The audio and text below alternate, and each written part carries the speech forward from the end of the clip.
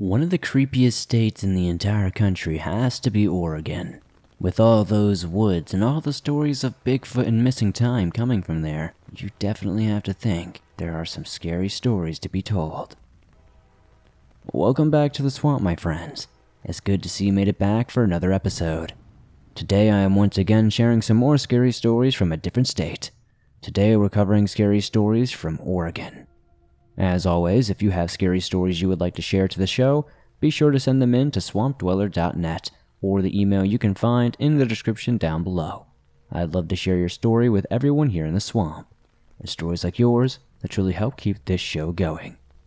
Now, without further ado, let's get into these creepy and allegedly true Oregon horror stories that'll keep you away from Oregon for the foreseeable future, or maybe they'll just make you curious enough to visit.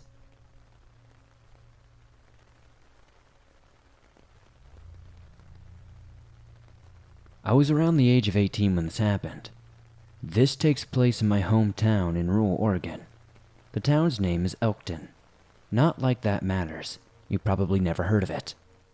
The town has a population of less than 1,000 people and consists of a restaurant, a bar, a store, a park, and a post office, all surrounded by scattered farmland. Nothing bad ever really happens there, and everyone knows each other. At this point of my life, I was lazy. I had no job, no car, still lived with my mom, and smoked a lot of weed. A certified loser. My routine was sleep in until I felt like waking up, get stoned, and play video games. Once I got bored with that, I'd walk over to my buddy's house and hang out for the rest of the night. I'd usually hang out there until around 1 a.m. For reference, I lived about 2 miles out of town, and my buddy lived in town. The walk wasn't bad though, and was probably the only exercise I was getting. I'd just pop in my headphones and zone out. This happened during one of those nights when I was walking back home. I was walking through town on the main road. I had my headphones in and was just vibing while I made the 2-mile trek. As I approached the park, I noticed a car sitting in the parking lot. It was a bit weird at first, because usually I would never see people on these walks home. The whole town was asleep during those hours. I shrugged it off as maybe someone passing through and taking a nap or something. Just off the road by the park is a trail that leads down to the river. At the start of the trail, there's a bench. As I approach the part of the road that passes by the trail, some random guy abruptly appears from the trailhead. I would say this guy looked to be in his early 40s, judging by how he dressed and his facial features. One thing was strange though. He had aviators on, at 1 a.m. He power walked in front of me and sat on the bench. The whole situation was striking me as weird. It looked like he was just staring at me the entire time, but it was really hard to tell for sure because of the dark glasses. I was a little freaked out at first and stupidly shrugged it off. I just started walking diagonally, so there would be some distance between us once I passed him. So I pass him.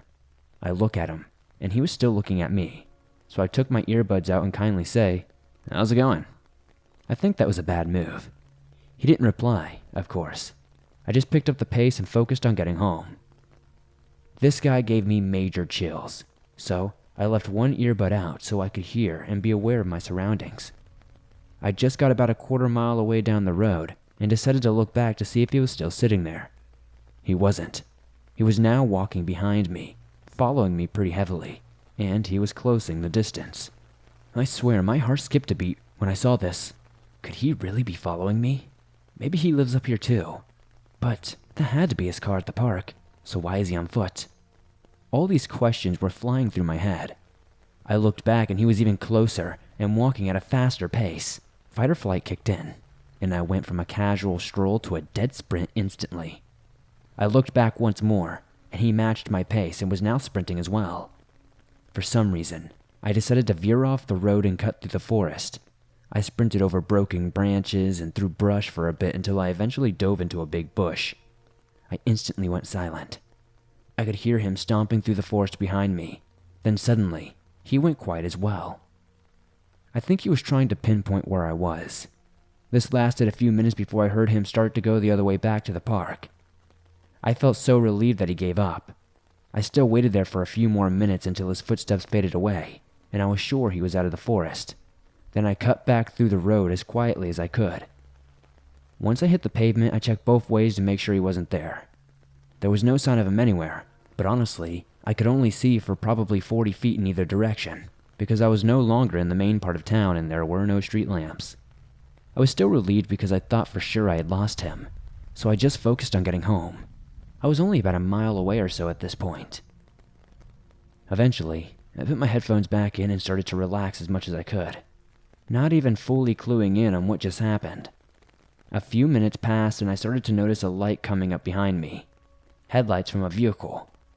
My stomach sank as I was praying that it wasn't him. He must have gone back to get his car, I thought. As it approached me, it slowed down. I cringed as it pulled up next to me and came to a stop. I looked expecting to see that guy wielding a weapon and demanding that I get in the car. Thankfully, it wasn't him. It was a local guy around my age, Brent, on his way home from a get-together. What's up, dude? I spoke. Hey, man, do you need a ride home? He asked. Stupidly, I replied. Nah, dude, it's all good. I'm almost home. Thanks, though. I could see a worried expression on his face as he cut me off. Are you sure? You know there's someone following you, right? I immediately looked down the road behind me, and there he was. The same guy. He was closer than ever before, and I somehow never noticed him. I could see something in his hands reflecting from Brent's taillights. I never lost him. He was following me the entire time. I was completely oblivious. I looked back at Brent and didn't say anything and scrambled in the truck. I didn't say anything during the ride. All I was thinking about how stupid I was. We pulled into my driveway, and I was never happier to see my house. As I was getting out of the truck, Brent jokingly said, I probably just saved you from being murdered. He couldn't have been closer to the truth, honestly. The older I get, the scarier this experience becomes. What were his intentions? What was he going to do? Kill me? Abduct me? Why was he in Elkton, Oregon, of all places? I'm glad I never found out. I stopped staying at my buddy's house so late after this experience, and always kept one earbud out so I could be aware of my surroundings. No matter how much you think you know an area, or how safe you think it is, you should always be prepared for anything. There are truly evil and insane people in this world. Stay safe out there, everyone.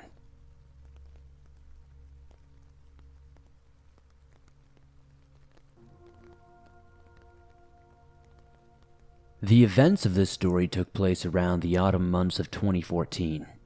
I'm not sure what would have happened if my mom hadn't heard this person, but either way, I'm grateful she did.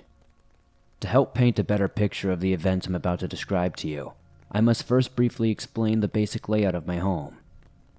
There are 3 entrances to my home, the front, side, and the back door, which was in what was my bedroom at the time. The back door has a glass window that allows a perfect view of a 1/4 acre of our backyard. This might not seem like much, but living in Salem, Oregon, that's as good as you're gonna get. To access the backyard, you must first walk down the driveway on the left side of the house, leaving you visible to the next door neighbors. This is also where our brittle side door from the 1940s lie. At the end of the driveway is our garage, and to the right of that, our backyard, as unfortunately, there was no gate at the time, but this incident and several others like it led us up to putting one up, and we also put up a roughly 7-foot tall fence. Now that you know the basic layout of my home, you're probably noticing the potential for something sinister to happen. And happen it did, my friends. But one thing for certain is it could have gone a lot worse. This incident took place in the early hours of 2 or 3 a.m. As I've always been a hardcore insomniac, I'd probably be the president if there was a club. Anyways, I was watching YouTube on my tablet as most 13-year-olds do, when I'm startled by a beam of light illuminating the garage doors in my periphery. Before I even turned my head to look, I had already come to the following conclusions. 1. The familiar circle beam of light was a flashlight, and 2. I had a Henry, .22 caliber survival rifle under my bed that I used for target practice just in case. Thank God my family's a gun family. I decided to wait to see who it was, and to see where this light was coming from, as it wasn't uncommon for our neighbor to come into our yard looking for his cat. It's a good thing I did too, because the flashlight was attached to the business end of a 9mm handgun held by a uniformed police officer complete with a ballistics vest, taser, baton, and radio. Confused, I leave my bedroom expecting to see my mom sitting on the couch watching her favorite TV show. bones. Instead, I saw my mother on the tips of her toes leaning over the kitchen sink, looking out the window and peering, trying to see a view of the officer, slowly and methodically creeping his way up the driveway and up to our garage. Yep, he's definitely here for us, I thought as I began to ask my mom what was going on. Apparently less than 15 feet away from my bed, a homeless person high on who knows what had snuck into our backyard and accidentally kicked our glass recycling bin, alerting my mom, who was in the basement doing laundry. My mom tells me she then looked out the basement window and she saw this person making some kind of stance. One would be to try to balance on a board. It was strange, almost like the stance a child would do when they're out of bed at late hours of the night trying to be sneaky to fetch a snack. Regardless of their feeble attempts at being stealthy, my mom had seen them and they must have caught on to it, because by the time my mom went upstairs to retrieve her phone and dial 911, and an officer finally arrived, they were all gone. The cop told us that no one was in our garage or the backyard, and I could almost feel the anxiety lift off my mother's shoulders. Even more so when the officer offered to send someone over to survey the house until sunrise. So just to clarify, and to kind of make you understand why we ended up getting security cameras and a fence in the backyard and a motion detector light, was that this guy easily got into our yard, could have easily broken into our house, and done who knows what to our family. I'm just glad it didn't come down to that.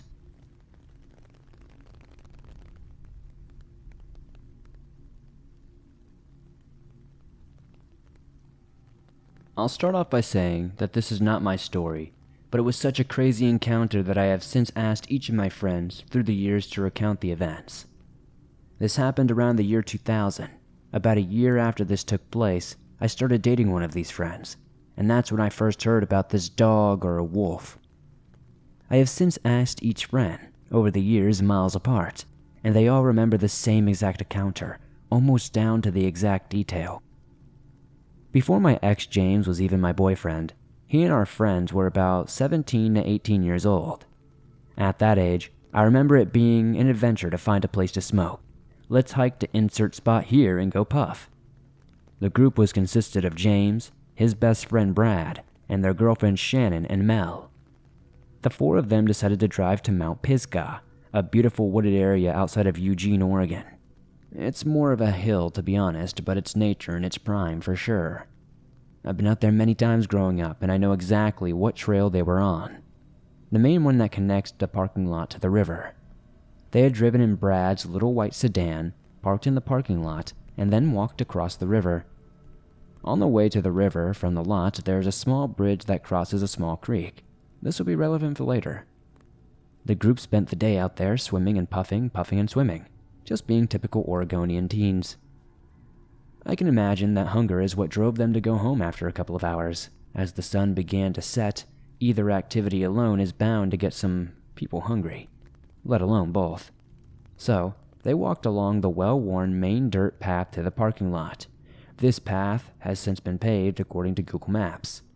It does not take more than about 20 minutes or so for them to get back to the little footbridge by the parking lot that they had crossed when they hiked in.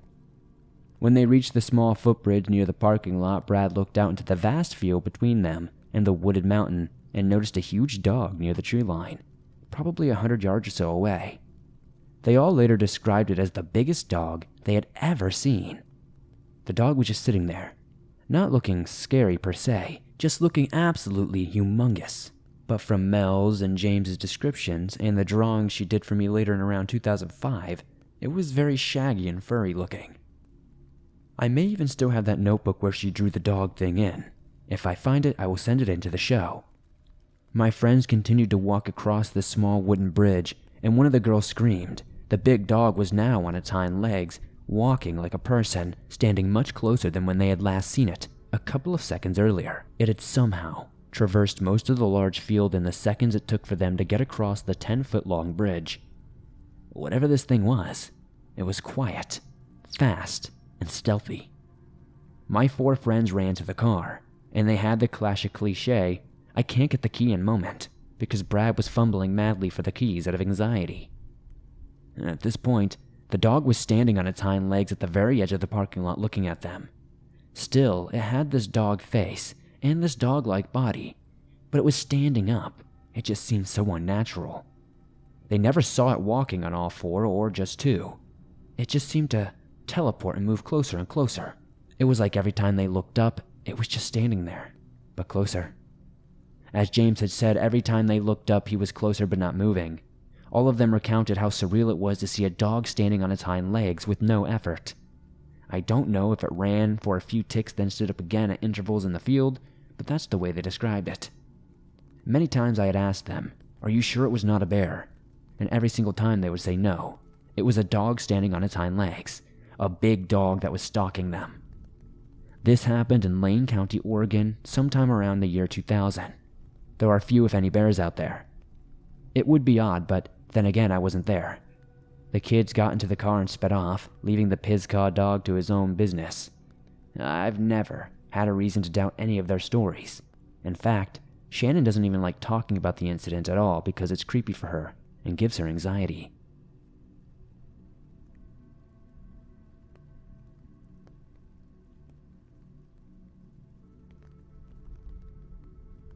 I'm a 15-year-old girl living in Oregon, and on the 9th, it was my birthday and I wanted some friends to come over.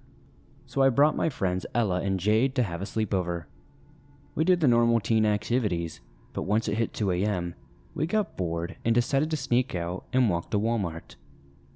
To give you information about my property, we only have 15 acres, and to get to Walmart it's about 3 miles from my house. So we put warm clothes on, grabbed our wallets, and took the screen out of my window and went to Walmart. After roughly 30 minutes of walking, we heard a car behind us, and we got to the side so it could drive past us. But no, the car stopped and a man was in it. He asked, "Hey girls, you need a ride?" "No, we're fine, thanks though," Ella said. The guy kept trying to get us into his beat-up pickup truck, but we kept saying no and eventually he drove off. That was weird, I said, looking at my friends who were kind of scared. "I think we should just go back," Jade said, trembling. Not just from the cold, but also that guy looked like a serial killer in a horror movie. I thought about it, but I'm too stubborn and just went ahead. Eventually, we reached Walmart and bought a bunch of junk food and drinks. We were walking back and talking about our crushes and gossiping when we heard another car behind us. And then we saw it was the same green pickup truck, but behind it was another truck as well. All of us freaked out and dropped everything we had and ran as fast as we could. But when you're running from a truck you don't know, you're not going to win because both trucks stopped us with 5 grown men in them. They all jumped out and then circled us. The 3 of us huddled together, and I was about to ask what they want when the first guy stopped us and pulled out a gun. We started sobbing in each other's arms, and the men started closing in on us with their arms outreached and smiles on their faces. We thought we were going to die or be sold into some sort of trade, but just in time a police officer pulled up when the guys were distracted. We ran to the car. "What's going on?" the cops said, eyeing the men. They said nothing, jumped in their trucks, and drove off. We got in the car and told the officer the entire story as he drove us home. He said he wouldn't say anything to my parents because we snuck out, but he said if trouble ever happened, call the cops again and ask for Officer Addington. So we went home and slept till 12:30. My parents still don't know, and it's going to stay like that until I'm much older. I know this story may not be the scariest, but it was one of the scariest things to ever happen to me, and I wanted to share it.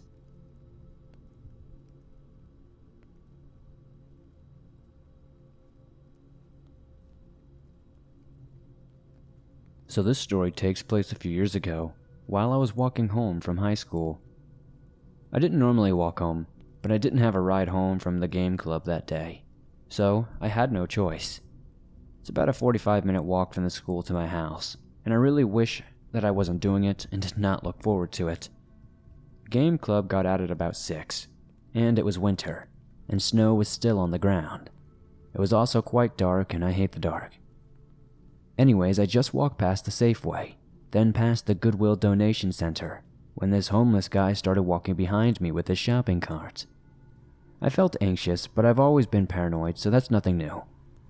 He got faster and ended up walking next to me for a while, then turned his head to look at me. "Don't worry, I'm not following you," he spoke. This freaked me out a bit, but I just simply replied with a short, "Okay." I'm an awkward person, so I wasn't sure how to respond. I also thought he was my dad's friend at the time because he looked a lot like him, but it was also dark so I couldn't completely see him. He then said, "People usually think that I'm following them."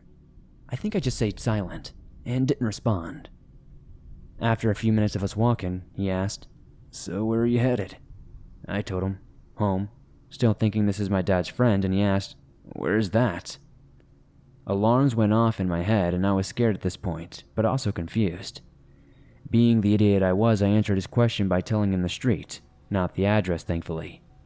I should have lied though. He then went on by saying, "Oh, that's a long way from here." I don't remember if I said anything in return, but it was obvious that he was indeed following me. The next thing I remember is that we were walking by Circle K, when he then offered me $1 to buy a soda. I didn't want to take it, but ended up accepting it anyways and told him thanks. I felt bad about it, but he seemed like he wouldn't accept no as an answer.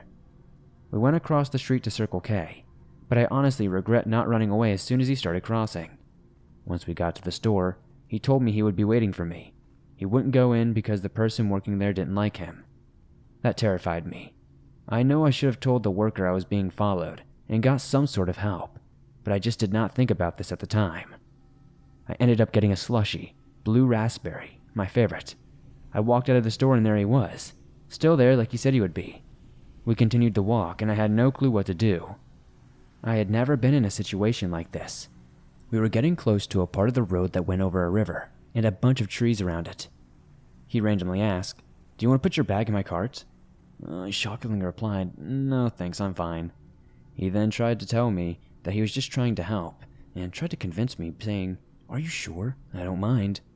I then nervously thanked him but assured him that I was fine. Even if he was trying to help, I didn't want to risk getting my stuff stolen. Plus, the vibe I was getting from him was super creepy. I don't think I had any weapons on me at the time, but I wish I did, just in case. We were now on the road that was over the river when he says, "I'm going to go to the bathroom. I'll be right back." I stood in shock for a moment as I watched him and his cart disappear, then I slowly walked forward a bit and stepped on some snow, just to hear that satisfying crunching sound. I don't know if this is odd, but I enjoy stepping on things like snow, ice, and leaves. But anyways, I asked myself if this was my chance, and if I should just leave. The answer is obvious, I know. I started to walk away when I saw a car pull up into the building closest to me, and they got out of their car and called for me. Thank goodness it was an acquaintance of mine. I ran over, and they offered me a ride home, and of course I accepted. They were just driving home from one of their clubs that just got out. Thankfully, I jumped in. The homeless guy walked past me and saw me, and yelled something about me getting in, and if I knew them or something like that. Either way, I'm so thankful Evan was there to help me out. I don't know what would have happened if he didn't pass by that night, or if he didn't see me walking. I saw the homeless guy again later, but he was at Circle K and thankfully didn't notice me walk by. I live in a new house now, but I still live in that same town of Sweet Home, Oregon. I have never had another experience with that man, and I hope I never do again.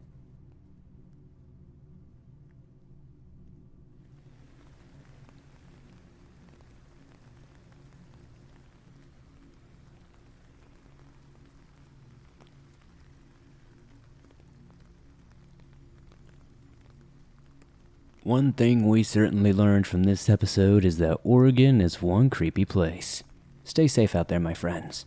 But also remember, Oregon is full of beautiful scenery and awesome national and state parks that I recommend everybody visit at least once in their life. Thanks for tuning in and listening to this episode, Swamp Folk. If you enjoyed these stories, please be sure to hit that like button, as it helps me out a ton. The more likes this episode gets, the more YouTube promotes it in the algorithm, and that's incredibly helpful to the channel. If you're listening to this on iTunes or another podcast platform, please give this a 5-star rating, as it genuinely helps us a ton over there. If you're new to the swamp, why not join us? Hit that subscribe button and turn on notifications to never miss a new episode, as I upload them nearly every single day, and all things natural and supernatural. As always, if you have an experience you would like to share in a future episode, whether it be from a specific state in the country or something else entirely, be sure to submit your story at swampdweller.net or the email you can find in the description down below. I'd love to share your story with everyone here in the swamp. It's stories like yours that truly help keep this show going on a daily basis. I'd love to know in the comments down below what story was your favorite tonight, and if you've ever experienced anything creepy while visiting Oregon or while simply living there. If you're on the go and don't have YouTube Premium, but still want to download and listen to your favorite Swamp Dweller scary stories no matter where you are, you can download them absolutely free from iTunes, Spotify, Stitcher Radio, and just about everywhere else you find your favorite podcast online. It's absolutely free to do so, and always will be. If you'd like to support the Swamp outside of hitting that like button, subscribing, and perhaps giving us a 5-star rating on iTunes, maybe check out the merch store. I've got t-shirts, hoodies, and more. I'd love to see you guys wearing some cool Swamp threads. I've got new designs coming soon as well. Thank you guys so much for supporting the Swamp the way you do. I couldn't do this on a daily basis without all you guys. Be sure to join me on Instagram, Facebook, and Twitter, and I'll see you guys soon with another creepy video.